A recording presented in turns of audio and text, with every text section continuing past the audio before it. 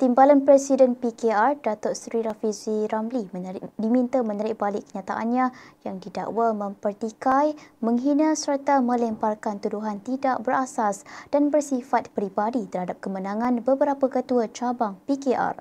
Dalam kenyataannya, Ketua Cabang PKR Johor Bahru, Muhammad Taufik Ismail, turut mendesaknya supaya memohon maaf secara terbuka atas penghinaan yang dilemparkan.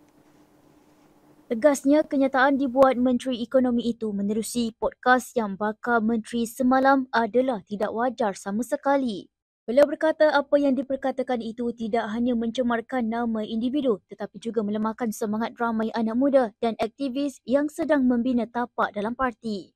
Datuk Seri Rafizi dilaporkan menyifatkan Muhammad Taufik sebagai seorang budak yang tidak pernah dikenali, tiada kerja tetap dan tiada rekod untuk mengalahkan timbalan Menteri Peralihan Tenaga dan Transformasi Air Akmal Nasrullah Muhammad Nasir yang juga pengarah strategi PKR dan ahli Parlimen Johor Bahru. Manakala Rafizi menyifatkan Dato' Aflin Shauki sebagai pelawak profesional yang menewaskan naib Presiden PKR Nik Nazmi Nik Ahmad yang juga Menteri Sumber Asli dan Kelestarian Alam.